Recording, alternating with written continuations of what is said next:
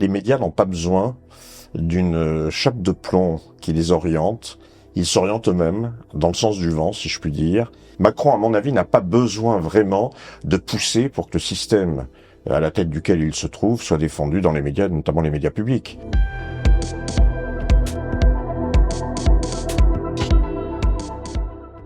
L'audiovisuel public français est-il au service du pouvoir en place, ou tout du moins du système capitaliste qu'il défend? Est-il véritablement de gauche, comme le prétendent certains qui s'y opposent? Faut-il craindre son déclin? Donc pour en débattre, j'ai le plaisir de recevoir Jacques Cotta. Donc Jacques Bonjour. Cotta, bonjour, déjà en effet. Vous êtes journaliste, réalisateur, producteur de documentaires télévisés français. Vous avez travaillé chez TF1, vous avez également travaillé pendant près de 20 ans chez France Télévisions. Et vous co-animez aujourd'hui le site internet La Sociale. Vous avez aussi une chaîne YouTube. Et pour être complet, vous êtes un souverainiste de gauche, eurocritique. Donc ça, on y reviendra tout au long de cet entretien. Alors pour introduire cette émission, un mot d'actualité, même si elle est plus tout à fait chaude. Il y a 2 semaines, Emmanuel Macron s'est dit favorable à la création d'un label professionnel pour les médias destiné à lutter contre la désinformation ou, je le cite, à se prémunir des ingérences numériques. Est-ce une bonne ou une mauvaise idée selon vous? Je crois que ça fait partie des gadgets habituels lorsqu'on parle des médias qui sont mis en avant par le pouvoir politique, que ce soit Macron ou que ça ait été les autres avant, et malheureusement sans doute les suivants. La question, c'est pas vraiment savoir quel est le cadre que l'on peut mettre en place ou pas. La question, c'est de savoir quelle est l'orientation éditoriale des médias, leur liberté pour pouvoir travailler et le poids en réalité du politique réel, camouflé ou pas, sur le fonctionnement des médias. Je crois que la vraie question, elle est là, elle n'est pas ailleurs. Est-ce que vous pensez qu'il y a une volonté de la part d'Emmanuel Macron d'orienter les médias ou non? Bien, je pense que malheureusement, depuis un certain temps, les médias n'ont pas besoin d'une chape de plomb qui les oriente. Ils s'orientent eux-mêmes, dans le sens du vent, si je puis dire. Il y a un phénomène d'auto-censure ou bien d'auto-orientation qui fait que les médias sont dans le sens, effectivement, qui est globalement le sens du pouvoir. Macron, à mon avis, n'a pas besoin vraiment de pousser pour que le système à la tête duquel il se trouve soit défendu dans les médias, notamment les médias publics. Il n'a pas besoin de beaucoup d'énergie. Malheureusement, on y est. On a coutume de dire que c'est justement parce que les milliardaires disposent de la presse, globalement des grands groupes. Est-ce que c'est vraiment ça, selon vous, qui fait que c'est cette oligarchie qui a mis en place Emmanuel Macron, qui a mis en place ce système, ou c'est plutôt le sens de l'époque? Non, c'est le sens de l'époque. Enfin, c'est les deux, parce que ce serait difficile de dégager le poids économique qui existe sur les médias de la réalité des médias d'aujourd'hui. Non, je crois qu'il y a les deux.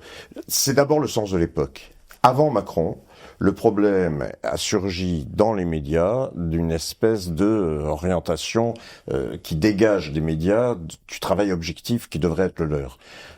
Ça a été vrai, à mon avis, à partir de Hollande. C'est-à-dire que Hollande a constitué un tournant avec, avant des événements qui ont été des événements politiques et historiques, et notamment le référendum de 2005 sur la question européenne, qui a pesé énormément et qui a influencé les médias dans le cours qui a été le leur ensuite. Puis ensuite, ça s'est développé.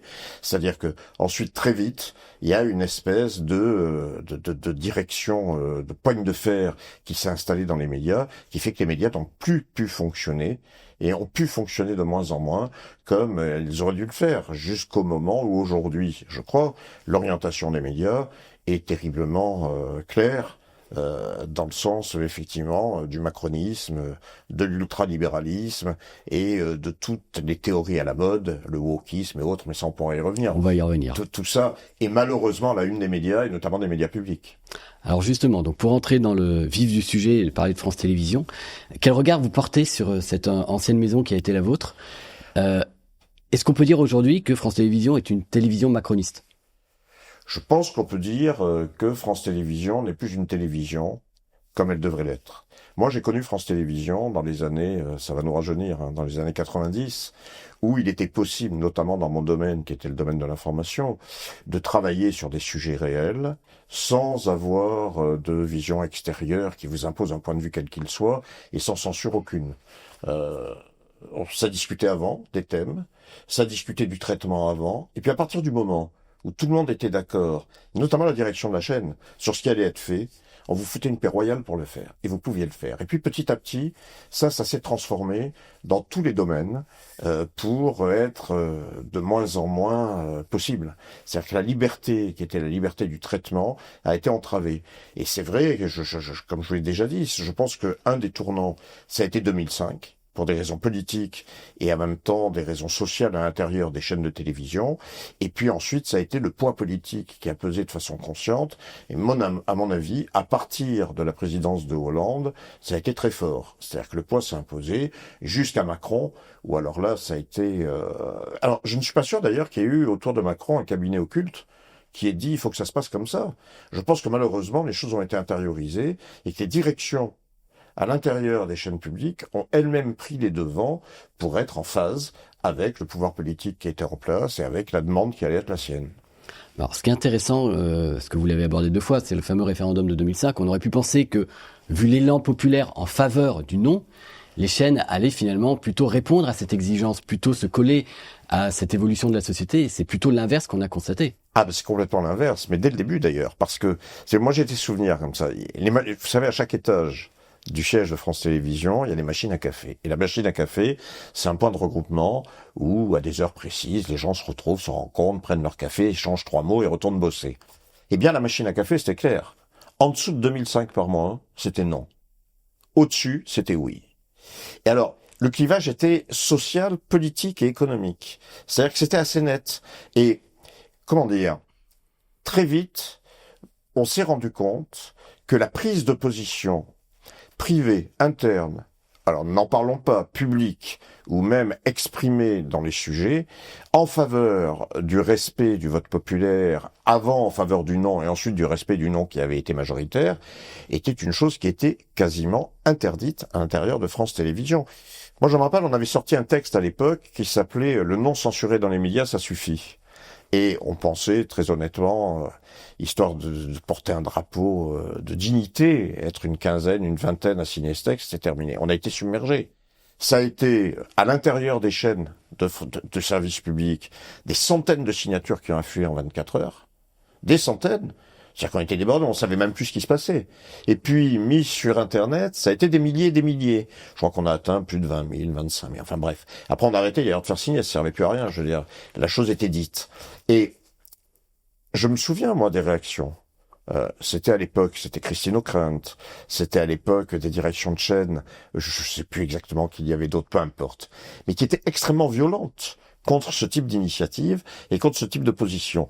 Donc c'est intéressant parce que vous aviez à la fois le pouvoir à l'intérieur des chaînes, comme à l'intérieur du pays d'ailleurs, qui était ordonné sur le oui, et vous aviez la majorité à l'intérieur, les gens qui bossaient, qui étaient sur la ligne du non. Et ce clivage n'a pas été un clivage raisonné où les uns et les autres se sont adaptés au point de vue majoritaire. Non, c'est un clivage très scindé et qui s'est scindé de plus en plus avec, à l'intérieur, ensuite, un mode de fonctionnement qui a correspondu à ces prises de position. Ce qui est un peu déprimant, c'est que c'est toujours le pouvoir qui gagne, au final. Eh bien, au final, malheureusement, le pouvoir, quoi. Donc, oui, d'un autre côté, il reste quand même les forces de conviction, les forces sociales, les combats possibles. Et puis, c'est vrai que le pouvoir a le pouvoir pour imposer son point de vue, oui. Est-ce que, selon vous, la question sociale, vous avez fait beaucoup de documentaires sur ces questions sociales, justement, cette question sociale a été reléguée au second plan aujourd'hui chez France Télévisions. Ah. Et de façon plus générale, peut-être dans la télévision globalement. Oui, je pense que la télévision globalement, la question sociale, ça devient un alibi. Si vous voulez, prenons quelques points précis. Jamais la France a été désindustrialisée comme elle l'a été sous Emmanuel Macron. C'est un sujet qui globalement n'a pas été traité en tant que tel. Vous avez, lorsque vous avez une explosion à un endroit ou à un autre, 2 minutes dans les JT, et puis dans les journaux télévisés, et puis basta, quoi. On passe à autre chose, et généralement d'ailleurs, quand on veut pas parler des choses, on parle de la météo, on parle des cataclysmes naturels, on parle du réchauffement climatique, on parle de ce que vous voulez, mais on parle plus de ça.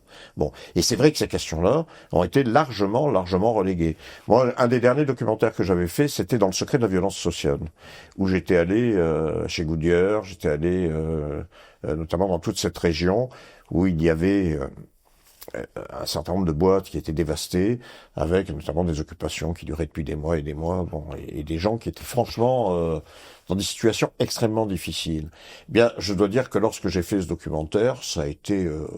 bon, j'ai pu le faire parce que c'était difficile de me dire non à ce moment-là. Mais je veux dire, ça n'a pas suscité un enthousiasme particulier. C'était le début de la fin, quoi. Numéro 22 de Front Populaire. La gauche contre le peuple a été l'occasion pour nous d'expliquer qu'on peut être de gauche sans être de la gauche d'aujourd'hui. C'est-à-dire, on nous dit aujourd'hui, vous êtes sympathisant socialiste, sympathisant écologiste, sympathisant de la France insoumise. On dit non. Ah, donc vous êtes de droite. Si vous êtes de droite, ah bah vous êtes d'extrême droite. Ce qu'on a voulu montrer, c'est qu'on pouvait être d'une autre gauche. Et que la gauche, c'est pas forcément ceux qui pensent qu'on doit louer les utérus et acheter et vendre les enfants, mais qu'il y a une tradition prolétarienne, ouvrière, de proximité avec les gens les plus démunis, et que les gens démunis, on n'est pas obligé d'aller les chercher au-delà de la Méditerranée, et qu'on peut faire avec les nôtres, avec le petit peuple français. Et donc c'est une défense d'une autre gauche, avec des portraits par exemple de Sarah Wagenknecht, qui en Allemagne porte cette idée qu'on peut avoir le souci de l'immigration, de la sécurité, et en même temps être de gauche. Un numéro qu'évidemment on vous recommande.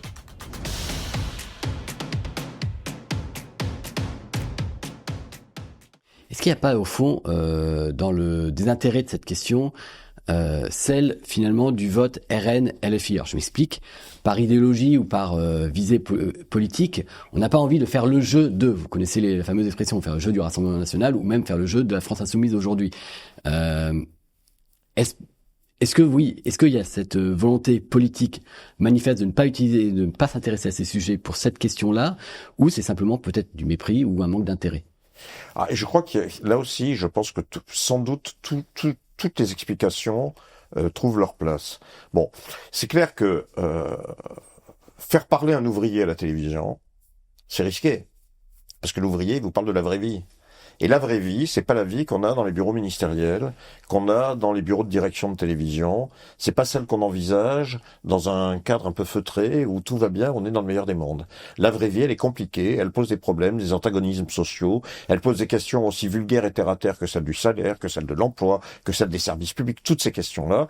Et c'est vrai que donner la parole sur des conflits sociaux à des gens qui peuvent exprimer ça sans filtre, parce qu'ils le pensent et parce que c'est la réalité, eh bien ça devient relativement dangereux et pas apprécié. Donc ça ne se fait pas. C'est une des premières explications. La deuxième, c'est que je pense, oui, il y a un profond mépris, oui, il y a un profond mépris. C'est-à-dire que c'est vrai que les élites ont fait sécession d'un certain point de vue avec le peuple et avec la nation, et qu'ayant fait sécession, eh bien, il ne faut pas se ramener au véritable problème de la nation et du peuple.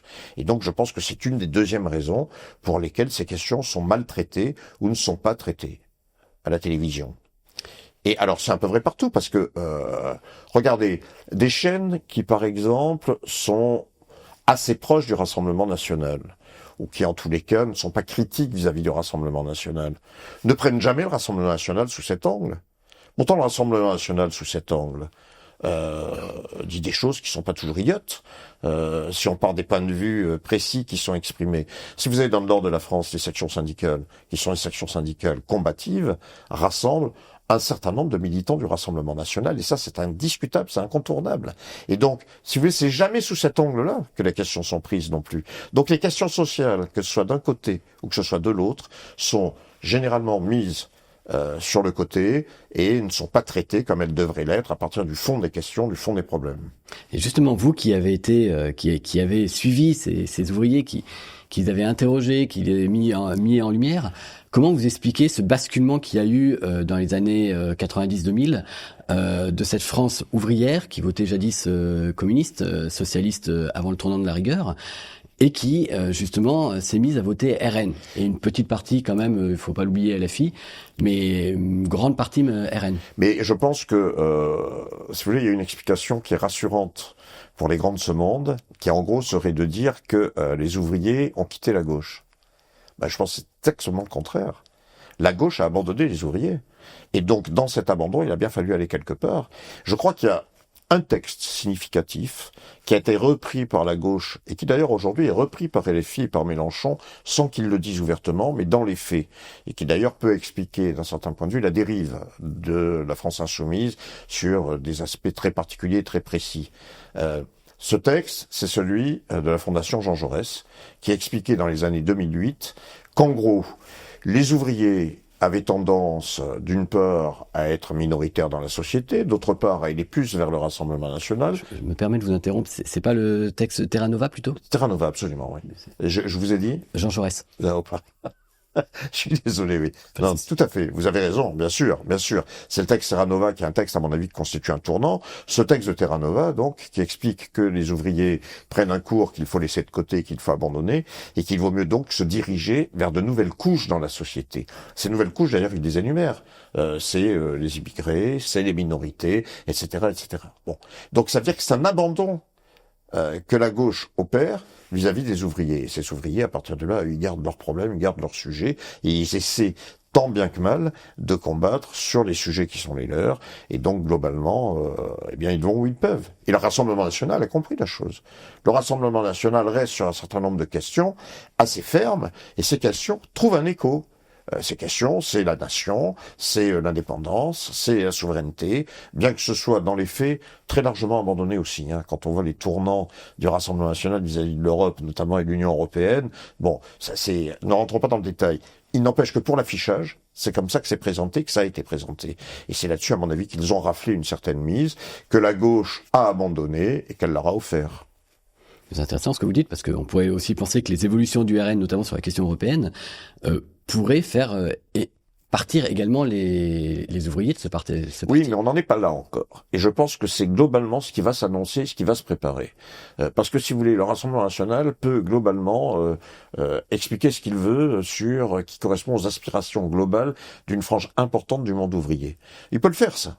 Le problème, c'est que demain, lorsqu'il va falloir passer à l'acte, il y a une chose simple. Pour passer à l'acte, il va falloir s'engager dans la rupture avec l'Union européenne. Ou alors, il va falloir dire aux ouvriers que tout ce qui avait été dit avant, ça avait été dit, mais que c'est plus possible aujourd'hui. Pourquoi ? Parce qu'on ne veut pas rompre. Et donc, ils vont se retrouver eux-mêmes, à mon avis, en situation qui va être une situation de porte-à-faux avec la base électorale qui sera la leur. Et je pense que les jours qu'ils se préparent sont des jours qui ne sont pas des jours heureux, obligatoirement. Et vouloir s'intéresser à ce vote RN, encore une fois, je parle beaucoup de vote RN parce que dans les les précédentes décennies, c'était surtout ce vote-là qui clivait. On voit que ça commence à apparaître pour le vote LFI désormais. Est-ce que c'est risqué pour un journaliste ? Vous, notamment, vous en avez presque fait les frais, si je ne m'abuse, quand vous avez travaillé aux médias, à l'époque dirigé par Aude Lancelot, vous avez dû démissionner à cause de cette question, finalement. Oui, parce que, si vous voulez, moi, j'ai eu le drame à l'intérieur.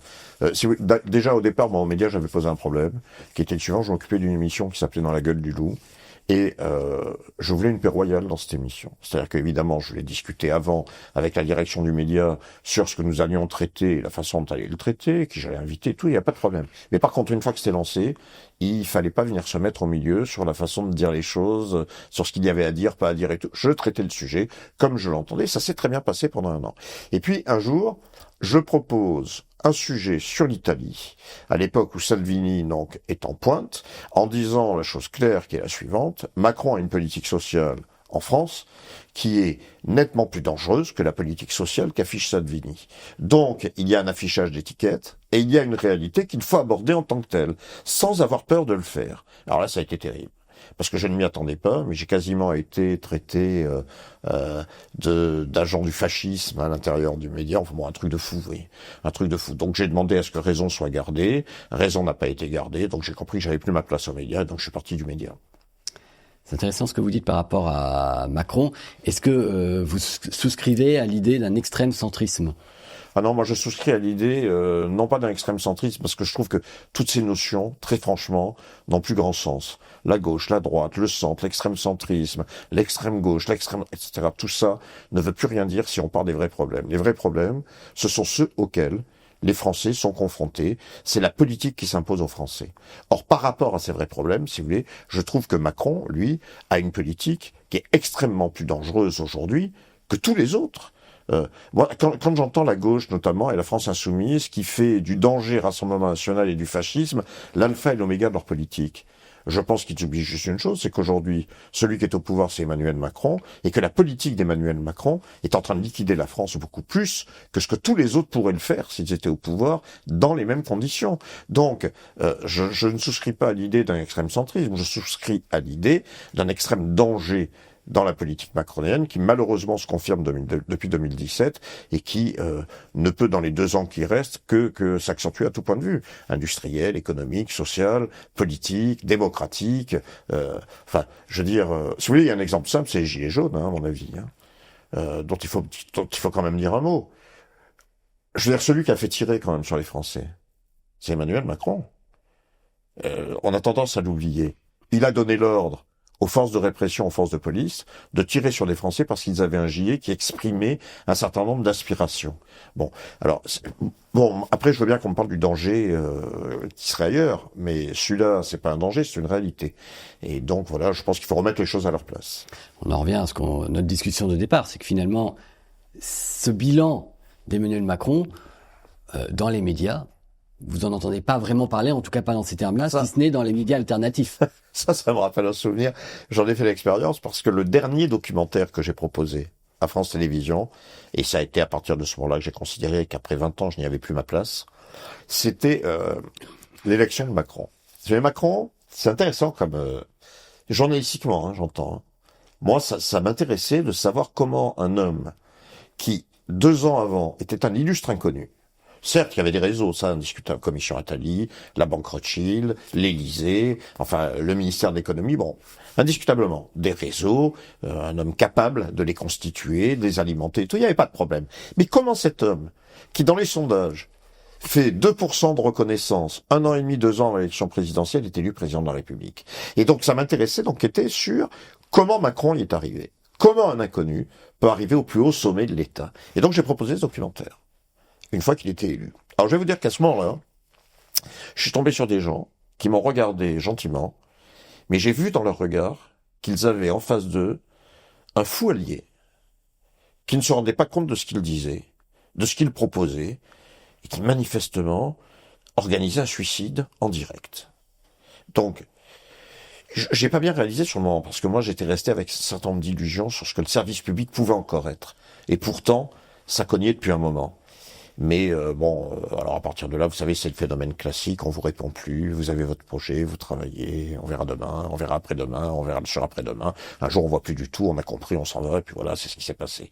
Mais donc ça veut bien dire qu'il y avait des sujets, et ça c'est un sujet, qu'il était impossible, et qu'il est impossible de traiter. Alors il y a une certaine lâcheté d'ailleurs, je trouve dans les médias, en général. C'est que lorsque la bête est au sol, alors c'est la curée, on y va et on veut l'achever. Et je trouve que c'est pas très courageux et pas très intéressant non plus. C'est avant qu'il faut traiter les sujets. Vous voyez, c'est le phénomène de Sarkozy par exemple. Sarkozy, toute une série de questions auraient pu être traitées à l'époque où il était au pouvoir. Mais à cette époque-là, c'était compliqué et très peu s'y risquait. Bon, alors moi par exemple j'ai fait des choses sous Sarkozy. J'ai fait dans le secret de la suppression des juges d'instruction, qui était une grosse volonté de Sarkozy, un gros combat politique, et j'ai pu le faire d'ailleurs à l'époque. Je n'ai aucune pression pour le faire, ce qui n'était plus le cas avec les présidences suivantes. Mais si vous voulez, à l'époque quand même, on se rend compte que dans les chaînes, eh bien c'était pas enthousiasmant que de traiter le sujet parce que l'homme était au pouvoir. Par contre après, lorsqu'il rentre à la santé, tout le monde y va allègrement. Je trouve pas ça très net, quoi. Je trouve pas ça. Ça n'a pas beaucoup de classe. C'est intéressant ce que vous dites, c'est que sous Sarkozy, vous pouviez faire des enquêtes à charge, on va dire. Ouais. Vous avez dit, sous Hollande, ça commençait à être compliqué, et Macron, c'est presque devenu impossible. Comment il explique cette évolution en disant... Ah, mais parce que je pense qu'il y a une espèce d'intériorisation de la part des directions qui sont au pouvoir, qui font qu'à un moment donné, il faut être sérieux, quoi, vous voyez. Il faut être sérieux avec les gens qui dirigent, avec les gens qui ont le pouvoir, et s'ils sentent qu'il y a une volonté intérieure de pousser pour faire les choses, et une bride qui leur est légèrement laissée sur le coup, comme c'était le cas précédemment, il y a des marges dans lesquelles il est possible de s'intégrer, il y a des failles, donc il est possible d'avancer. Par contre, lorsque ça n'est plus le cas, ils comprennent qu'il vaut mieux être raisonnable, se taire, et donc c'est ce qui s'est passé, notamment avec Macron, sur tous les sujets importants. Alors, le service public est taxé d'être de gauche par certains à droite, on va en débattre. Il met en avant des thématiques fortes, vous l'avez dit tout à l'heure, vous l'avez cité, l'écologie. Peut-être un petit peu moins le cas maintenant. Bon, ça a été quand même une thématique très forte pendant de nombreuses années, pendant ces 2 quinquennats. Il y a le sociétal aussi qui est venu en force, notamment la question de la GPA. J'ai pas vu un seul reportage à charge contre la GPA. Et donc globalement tout ce qui est lié au wokisme. Est-ce que vous considérez, vous, que ça fait en effet partie du spectre de la gauche? Alors, moi, je considère que la gauche qui, à partir donc de Terra Nova, disons-le bien, à partir de Terra Nova, a fait les choix politiques qui sont les siens, que la gauche qui a abandonné les couches sociales qu'elle représentait ou qu'elle était censée représenter depuis des décennies au profit de couches plus marginales, je considère que, oui, si la gauche c'est ça, oui, la gauche est largement représentée dans le service public. Le problème, c'est que ça n'a plus rien à voir, et c'est pour ça que ces notions-là, à mon sens, n'ont plus de grande réalité. Ça n'a plus rien à voir avec la gauche telle que vous pouvez en parler, telle que je peux en parler, et telle qu'on peut y aspirer. C'est vrai que le service public, à mon avis, est par certains aspects totalement irregardable. Mais non seulement dans l'information, où il n'y a plus aucun recul, et plus aucun sens critique sur les grands thèmes à la mode, la GPA, la PMA, toutes ces questions-là, mais y compris dans la programmation des séries, des films et autres. Dernièrement, je sais plus sur quelle chaîne de service public, j'ai vu un film qui faisait la promotion de la mutation de genre. Enfin, je veux dire, c'était... on se demande où on est, quoi, vous voyez. Parce que... Mais c'est important comme sujet, parce que, comment dire, qu'individuellement, les gens qui sont confrontés à ce type de problématique constituent un vrai problème, bien sûr. Ils ont un problème, et il faut sans doute individuellement les aider à le régler. D'une façon ou d'une autre, je ne sais pas, je ne suis ni médecin, ni psychiatre, je n'ai pas la solution. Mais c'est vrai que la société doit pouvoir prendre en charge individuellement. Mais faire de ces problèmes individuels un problème collectif pour ordonner la société sur ces questions-là, ça c'est un choix. Et c'est un choix politique. Et ça n'a plus rien à voir avec la gauche, même si des partis qui se réclament de la gauche en font leur fonds de commerce. Et c'est là qu'il y a une espèce d'escroquerie et de choses que l'on voit, et qui, on nous parle d'autre chose avec un vocable qui n'est pas le vocable adapté à mon avis. C'est vrai que le service public est largement aligné là-dessus. Largement. La question de l'écologie a été débattue pendant tout un temps, puisque vous l'abordez, mais comment? Peut-on parler sérieusement d'écologie si on ne parle pas du capitalisme qui organise la destruction de la planète? C'est cette question-là qu'il faut aborder. Sinon, je veux dire, on peut parler des petites fleurs, on peut parler de la pollution, on peut parler du réchauffement. Bon, je vois bien, mais quand on l'a dit, on le redit, et puis on le redit, et puis ça revient éternellement. Mais il y en a marre, quoi. Ça va, on a compris. Ça se réchauffe, d'accord. Quelles sont les causes? Est-ce que, par exemple, une des causes, c'est pas le fait que la production qui a été délocalisée, qui a été liquidée en Europe et en France particulièrement, se retrouve aujourd'hui dans des pays comme la Chine, où par cargo, des milliers et des milliers et des milliers de cargos tremballent des produits, des marchandises qui, au nom du faible coût, organisent le chômage en France et organisent la pollution dans les airs. Est-ce qu'il ne faut pas aborder cette question-là? Et cette question, on peut la généraliser. Alors évidemment, vous voyez, l'écologie est un thème qui est avancé, qui est mis comme un paravent pour ne pas parler du reste, à mon avis, mais ça n'est pas un thème qui, globalement, est avancé de façon sérieuse, qui donne les clés et qui permet de réfléchir. C'est aussi peut-être un repoussoir pour les classes populaires. Je pense, vous le disiez vous-même, c'est le fameux dilemme entre la fin du monde et la fin du mois. Et les ouvriers, en l'occurrence, généralement choisissent plutôt le dilemme de la fin du mois. Oui, parce que celui-là, on peut malheureusement pas le repousser. Donc, c'est clair, oui, bien sûr, ça permet de ne pas parler de ces questions-là, mais sous tous leurs aspects d'ailleurs, hein. Que ce soit la fin de mois pour la fiche de paye, ou que ce soit la question de la santé qui est ratiboisée, que ce soit la question de l'école pour les mômes, que ce soit des transports, enfin bref, toutes les questions sont posées et précisément devraient l'être, mais ne le sont pas derrière ce paravent qui permet de parler d'autre chose. Et d'en parler très mal, sans aborder le fond du sujet. Après, ça poserait aussi la question de la consommation, parce que y a toute la polémique sur les colis Shein, je crois, ouais. Je sais pas si on le dit comme ça, mais ouais.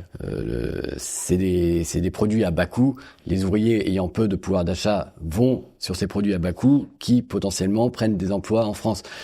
Il y a un cercle vicieux. Vous savez, depuis les Gilets jaunes, on considérait que l'ouvrier qui avait un gilet sur le dos et était en gros une personne rustre, grossière, qui roulait au diesel, donc qui polluait et qui en plus fumait des cigarettes à rouler qu'il jetait par terre et qui donc salissait.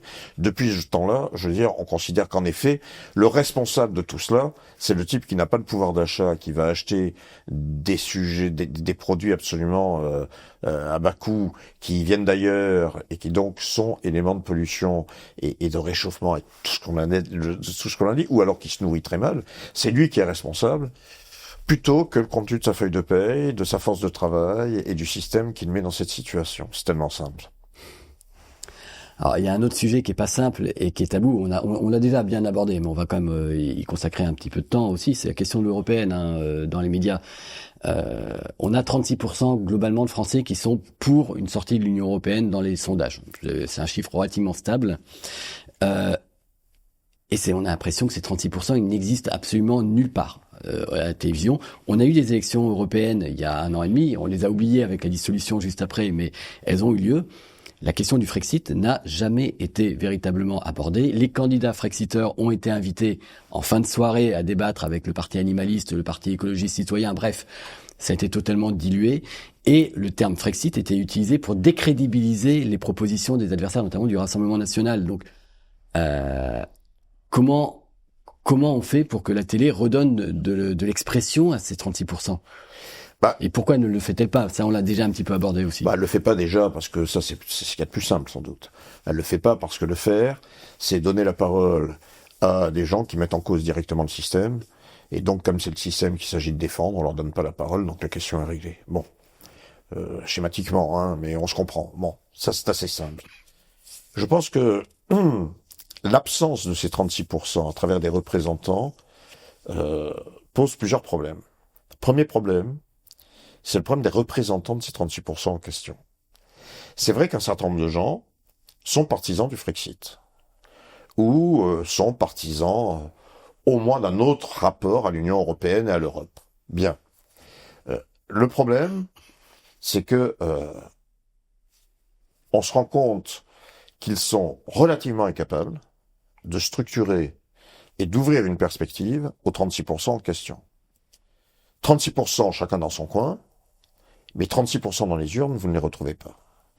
Et donc, c'est un premier problème déjà. C'est le problème de la représentation politique et de l'expression politique de ces 36% qui est, à mon sens, défaillante. C'est comme d'ailleurs, c'est le problème des sites, c'est le problème des blogs, c'est le problème... il y a toute une série de sites et de blogs qui expriment des choses auxquelles des millions d'individus, à mon avis, adhèrent. Et pourtant, c'est chacun dans son coin. Et nul n'ose poser la question et ne pose la question du regroupement pour constituer une force. Et qui dit force, en réalité, ça porte un nom. Pour constituer un moyen d'expression et pour constituer un parti. C'est ça le problème. Or ça, personne ne le pose et ne peut le poser, donc ça laisse tout le monde dans une certaine impuissance. Alors, je pense que les médias, ils jouissent de ça. C'est-à-dire que c'est tellement simple de mépriser 36% des gens qui ont un point de vue qui est constant, à partir du moment où il n'y a pas une force précise qui les représente et qui dit maintenant ça suffit, voilà la perspective qu'on ouvre.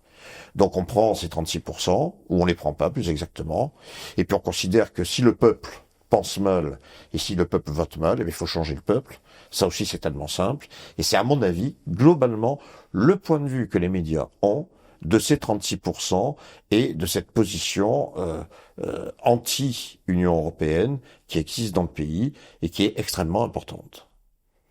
Et cette évolution sur le regard que portent les médias sur l'Union européenne, on a parlé de 2005, pour vous, qui avez, encore une fois, une longue expérience dans le journalisme, vous l'avez senti évoluer comment ? Parce que vous disiez vous-même, il y avait cette fameuse barrière des 2500 € de salaire en dessous contre l'Europe, en tout cas contre le référendum, au-dessus pour. Mais comment ça a évolué dans le temps, cette question européenne ?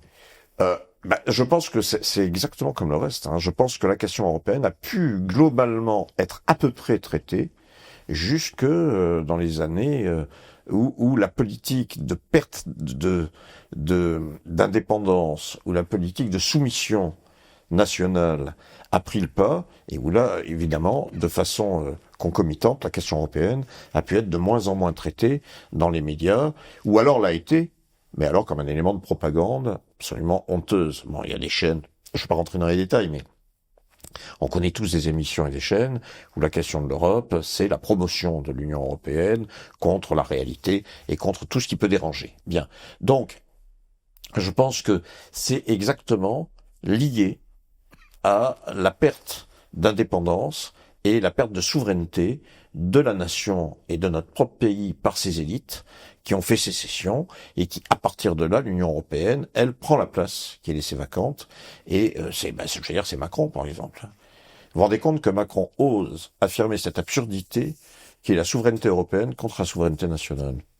Ce qui est absurde d'une part, parce que pour qu'il y ait souveraineté, il faut qu'il y ait un peuple. Or, il n'y a pas un peuple européen, il y a des peuples en Europe avec des nations en Europe. Donc c'est déjà une imbécilité absolue. Et puis, c'est fort d'un projet quand même. C'est la liquidation et c'est la politique qui est la sienne depuis qu'il est au pouvoir, et même un petit peu avant lorsqu'il était sous Hollande à l'Élysée, c'est la liquidation de tous les éléments d'indépendance et de souveraineté nationale, notamment industrielle, les uns après les autres. Voilà ce que ça veut dire concrètement. Et ça, on voit bien qu'il y a eu une évolution, si vous voulez. Hein, on voit bien. Par exemple, je crois que je peux me tromper dans les chiffres, mais les ordres de grandeur sont vrais. Dans la dernière année, je crois que c'est 200 entreprises en gros stratégiques qui ont été liquidées à l'étranger, qui ont été refilées et que la France a perdu. Bon, ça c'est un choix, ça. Ça, c'est un choix politique. C'est le choix du pouvoir, ça. Qui laisse faire ou qui l'organise même. Et donc, bon, ben voilà, ça veut dire que derrière, on vous parle d'une prétendue souveraineté européenne contre la souveraineté nationale. En réalité, tout cela n'a qu'un sens. C'est la liquidation de la nation au compte d'intérêts économiques qui sont étrangers aux intérêts du plus grand nombre. J'ai connu à l'époque un journal télévisé qui était le journal de la rédaction. Et puis petit à petit, c'est devenu le journal de la chaîne. Et puis c'est devenu le journal du présentateur. Et ça veut tout dire. Ça veut dire qu'ils font voter par le Congrès quelque chose que les Français ont rejeté 2-3 ans auparavant. Oui, ça c'est un acte de trahison. Le vrai procès de Sarkozy, ça devrait être celui-là. Ceci dit, pourquoi ce procès n'est pas mené ? Parce que ce procès, c'est un procès politique qui concerne Sarkozy et également tous les autres. Car ils étaient tous sur la même ligne.